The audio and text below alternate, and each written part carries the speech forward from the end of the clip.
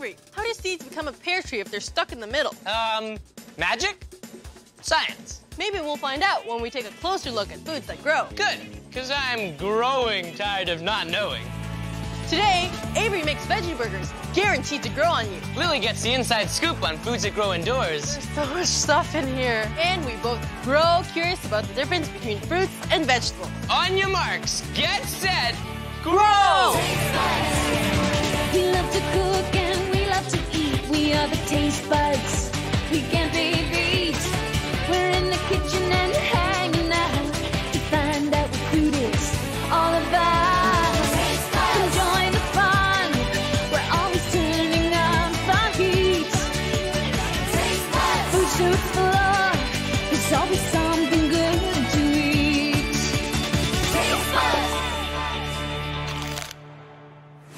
Bran muffins. More like bland muffins. I want to make something fun, not boring. Hey, Chillbot, isn't today about foods that grow? Does bran even grow? Get me Healthmeister, please. Healthmeister, does bran grow? Yes, Avery. Bran does grow from the ground. Bran is the husk or outer shell covering wheat seeds. It is an excellent source of fiber. All the best sources of fiber come from plants. Fiber is a very important part of your diet.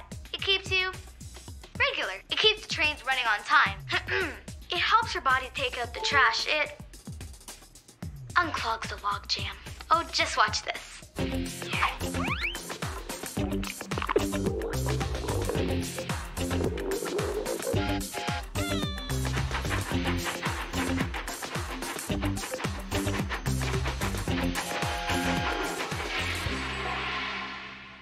Okay, so fiber is important, but bran can't be the only source of fiber. Chillbot, what else do we have that is a good source of fiber? Edible sources of fiber, Chillbot. I thought I gave you a recipe for bran muffins. Those have fiber in them. All right, bran muffins. Okay, I don't like bran muffins very much. There, I said it. Okay, well, what else do we have that has fiber in it? Well, according to Chillbot, we have carrots, onions, garlic, oatmeal, sunflower seeds, and lentils. They all grow in the ground, but what can we make with this stuff? Veggie burgers! Oh! Sweet, let's make them. But first... Those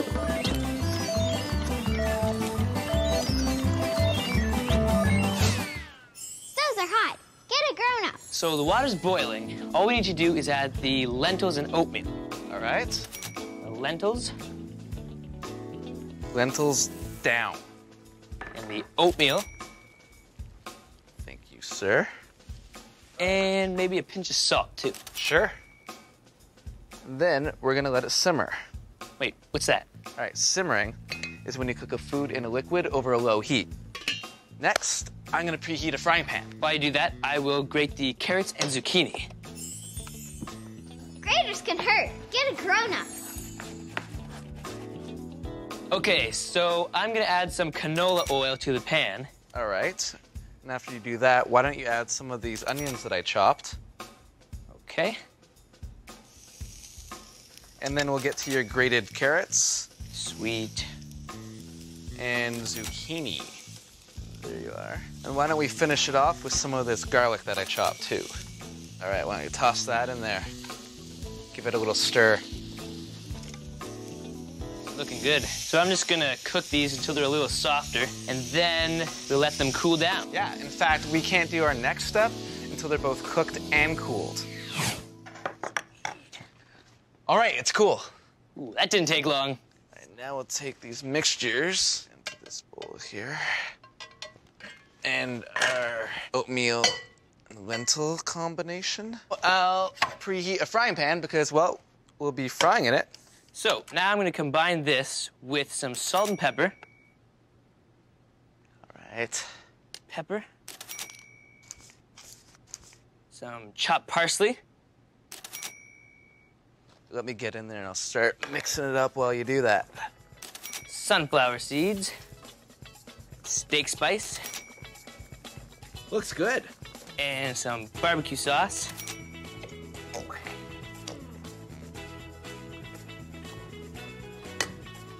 One egg.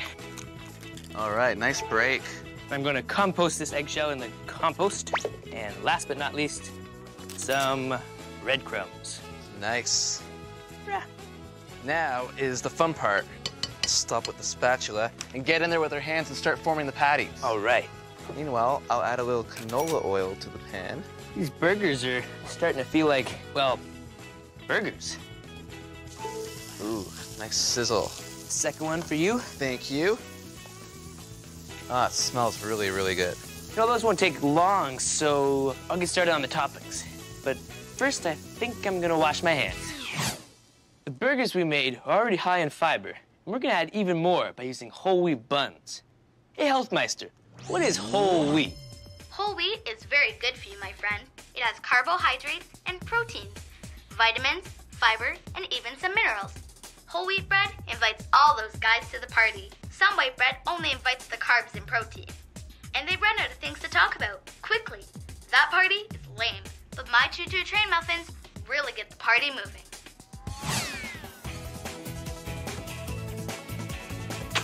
Nice.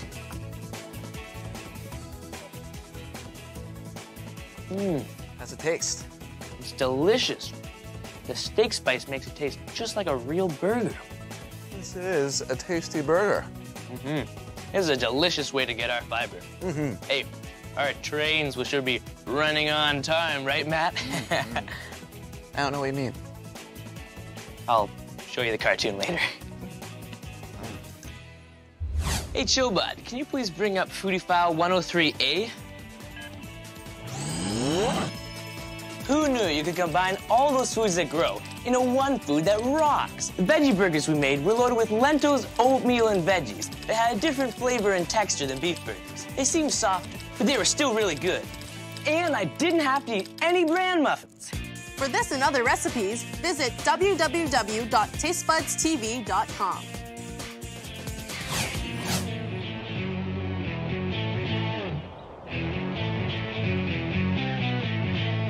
These are carrots. I got them at the grocery store this morning.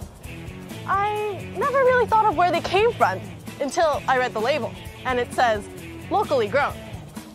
Well, it's winter time. Nothing can grow here until the spring. So, who grew these, and how? I'm about to find out. Follow me. Hi, I'm Lily. Oh, Lily. Welcome to Cookstown Greens. I'm Dave Kohlmeyer. Nice to meet you. Good to have you here. So you want to learn about growing in the wintertime? Yep. What would you like to know? Well, it's like a sea of green in here. It is. Well, we're growing salad greens pretty well every day. We're harvesting interesting vegetables. They're not all greens. Here's a mustard that's red. This is a Chinese cabbage. Does it taste like a cabbage? Yes, it does. Outside, the ground's frozen, so how'd you grow the plants in here? In the greenhouse, we get greenhouse effect. It gets warm in here. So actually, it never really freezes, even if we didn't add heat. Are salad greens the only thing you grow here? Oh no, we grow lots of other things. I just gotta know, how did you grow all this stuff in here? It's not me so much. It's the plants and the sun and the air we're breathing, water, and little creatures in the soil. That's how it's all done. Plants basically take energy from the sun and through a process of photosynthesis. Wow, photosynthesis. What exactly is photosynthesis? Hey, Science Whiz, what can you tell us? Hey, Lily. Photosynthesis is the awesome way that plants use the energy found in sunshine. Watch. Ever notice that most plants have green leaves? Well, each of those leaves is like a little green solar panel. That's because of a special green chemical found in a plant's leaves. Chlorophyll. Chlorophyll turns the energy in sunshine into sugar. And the plant eats the sugar, which gives it the energy to grow. Or the energy to grow fruits and seeds we can eat. All thanks to photosynthesis. Thanks, Science Whiz. What else can we taste, Dave? Did you like the basil? Yes, it was Well, very let's good. go on down there and taste the purple basil. It's more intense than the green basil. This one is a beet. It's all red. Yeah, what's really neat is this particular beet called bull's blood. It has red leaves instead of green leaves. It's really sweet. So this here is some chards that are close cousin to the beets. This one is a yellow chard, so you can eat the leaves. And here's a red chard. Oh, so the difference is in the stem. That's right. They're related to spinach, so it also has kind of a spinach flavor. It does. What are these little plants on my left and these big plants on my right? Well, you know, they're actually the same thing. Like we're seeding them every week to have new ones coming. They start off small like this, and then they get bigger like this. What does seeding mean? We're putting the seed and putting them in the ground and moistening them, and it signals to those seeds that, conditions are perfect. It's time to start growing. I think I'm going to take some pictures so I can see the difference.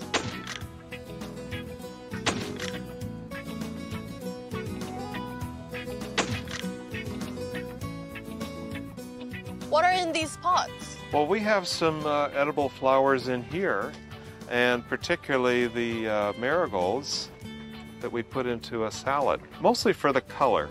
Now, we select the marigolds so they don't taste bad. They look great with the yellow and the orange. So they're more for decoration. That's right.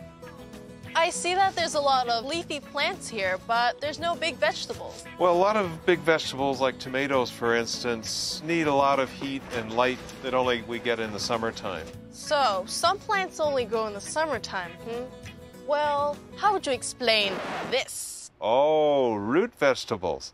Well, they keep really well. So we have to grow them in the summer, and then we put them into the root cellar, and they just go to sleep, and they keep really well, so we can have them all winter long.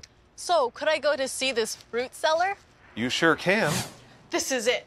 The secret about the mysterious carrot will finally be revealed. Who knows what we'll find down here?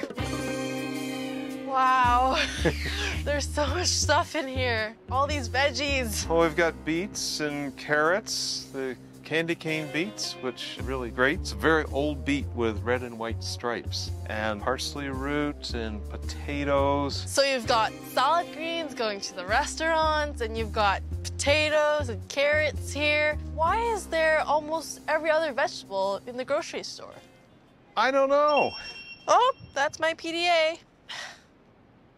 Oh, hey, Science Whiz. I can do better than tell you. I can show you. At the grocery store, we can find an amazingly awesome variety of fruits, vegetables, nuts, beans, and seeds. But we don't usually think much about where they come from. Some vegetables here are grown locally, but in the winter months, most of what's in the produce section comes from somewhere else. California is known for strawberries and broccoli, Peru for mangoes and asparagus, Mexico for lemons and avocados, Costa Rica, pineapples, Chile for blueberries, and Italy for kiwis. Why? Some plants like pineapples only grow in hot places far to the south. Other foods like tomatoes are available from nearby farms only during the summer. So when you live in a cold climate and you eat a tomato in February, you can be sure that tomato is a long way from home. Thanks, Science Whiz. I had no idea the whole world was at the grocery store. Well, since all of this stuff is cold, how about we make a leafy salad? Sure. We could do a leafy salad and put some root vegetables with it as well. Okay? Excellent idea. We don't have any tomatoes now, but I've got something from the root cellar. Really? And I made these up last night, and these are some of the candy cane beets. I just baked them, peeled off the skin, so you can just put that on your salad. And here we are without any dressing. Let's dig in and start eating. Let's see if it's good without the dressing. It's like it had dressing on it, except it's not wet. So then you can really taste the juices coming out. Why don't we share this? Oh, thank you. It was really nice to have you here. And I want to give you something, some coriander seedlings, and it's actually the most used herb in the world. I think you can do something with it one of these days. Okay, thank you. Sure, I'll cook up something great. All right, bye, Dave. Bye. Foodie file number 103B. Going green. I thought growing things during the winter was impossible. It turns out you can grow a lot of stuff during the winter with a little know-how and a lot of blast. Things that we can't grow ourselves is shipped from sunny places far away. What does that mean for us? You can travel the whole world on your dinner plate. Hey, Matt. Hey, Avery. Hey, Lily. All right, guys, check it out. I put a whole bunch of food that grows here on the table, and I want you guys to separate it into 2 different groups. Oh, red and green. Tomatoes and not tomatoes. Fruits and vegetables. Right. Oh, did I mention that you guys only have a minute to do it, starting now? Oh, okay, this isn't hard. Carrots are a vegetable, and onions and garlic, those are all vegetables. Apples, bananas, and tomatoes are fruit. Wait, tomatoes are fruit? I think anything with seeds inside are fruit. What about these? Well, let's cut them open to see if they have seeds. Knives are sharp. Get a grown-up. I'm gonna take the mango. I'll take the avocado. Mango has a pit, so it's a fruit. The avocado, too. Okay. What's that? I have no idea, but it looks really weird. Let's cut it. Cool. Whoa. Whatever it is has seeds, so it's a fruit. That is a pitaya, or it's also known as a dragon fruit. It grows in Central and South America, and you're right, it's got seeds, so it's a fruit. Good job, guys. Okay. Well, the cucumber is definitely a vegetable. Actually, it has seeds. It's a fruit. Time's up. Thought cucumber was a vegetable, though. I know, Avery. It's so confusing. Pumpkins, cucumbers, and green peppers all have seeds inside, so they're considered fruits. So are olives, squash, eggplant, and corn. Anything with seeds. But in the kitchen, the words we use are much simpler. Fruits are sweet, vegetables are not. But both are yummy. So don't let science trip you up. Thanks, Science Whiz. Can we cook something now? Well, now that we've separated the fruits from the veggies, let's work together to bring them back together as ingredients in 3 kinds of dips. Sweet. Awesome. Oh, but first,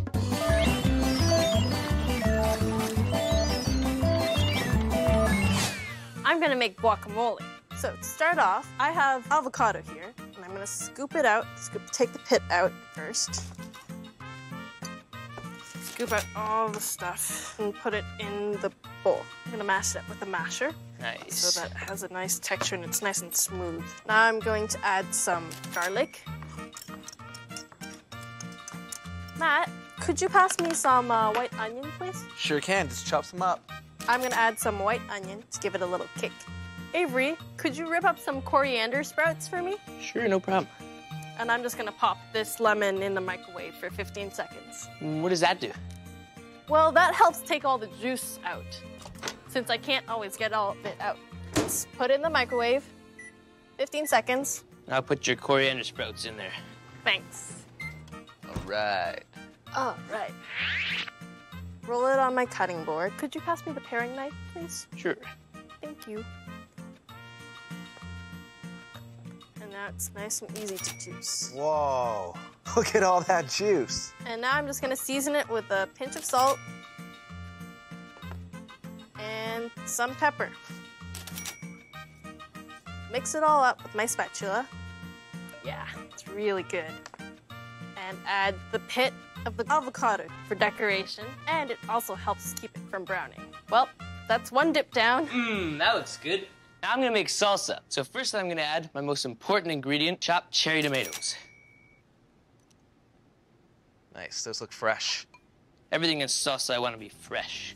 Gonna add some red pepper, and then some hot jalapeno pepper. What if you don't like spicy stuff? Well, if you don't like spicy things, you could replace the hot jalapeno pepper with green apple. Or you could always have a glass of milk on the side, and that's gonna calm the heat down. Definitely. So then I'm gonna add my favorite, garlic, The love of your life. some cumin. Gonna have a real flavor in my salsa. Lily, can you please tear me up some fully grown coriander? Sure. So now, I'm gonna roll the lime, let the juice is flowing, cut it in half. Just squeeze that in there. Then I'm gonna add a little bit of olive oil. And add just a pinch of salt And some pepper. and some pepper. Thank you. That's really good, Avery. Yeah. Finally, stir all my ingredients together, and I now have my super salsa. So what are you making, Matt? I'm gonna make some black bean salsa. Let's add the black beans. Next, I'll add the cucumber. The red pepper. Good looking red pepper. All right, and next we'll add in some yellow, add in some corn. Look at that. It's got like all the colors. Like we went from green to red and green to everything. Red onion. Garlic. My favorite. Some chili powder. Just like you guys said, I'm gonna microwave my lime. While I'm doing that, can you rip up some of that coriander sprout for me? Yeah, no problem. Yeah. One Tear has up less the fully stem. grown. You doing the microwave dance? I'm doing the microwave dance slightly. All right, I can do this. All right. So we got your coriander ready. Yep, roll it out good. Oh, it's juicy. Oh, look at all that. That looks so good. Yeah. Add in a bit of olive oil. And if you guys could pass me that, the salt and pepper would be great. There you go. And the pepper. The pepper. Pepper dance. Yeah, there's a dance for everything. Stir it all up, and then that all makes up for one dip that's going to be delish. Awesome. Well, let's go try them. Yeah. All right. Oh, these look so good. But first. Okay, all done. So, how are we supposed to eat these? Yeah. What about with these? I toasted some Nice. pita chips. Sweet. Yeah, I'm digging in. Oh, yeah. I'm gonna go straight for your guac. It really tastes the jalapenos in mine. Really spicy. But Need it's the good. milk? A little bit of milk. I'm gonna try yours, Matt. Well, I think fiber is the solution to your pear seed question. You see, seeds are fiber, and they can go through an animal's digestive system unharmed. So when an animal eats an apple, the seeds come out the other end, and they even have fertilizer. We're trying to eat. Oh, sorry. Chillbot, could you please give me foodie file number 103C? I've eaten salsa from a jar before, but it tastes way better made fresh. It's so easy to make too. Just chop up your veggies and fruit and you're done. Foods that grow taste even better when they're fresh. Matt and I are gonna pack up the dips for later. There's only one bite of guacamole left. Want it? Well, looks like I'm gonna have to make the dips again sooner than I thought. For this and other recipes, visit www.tastebudstv.com.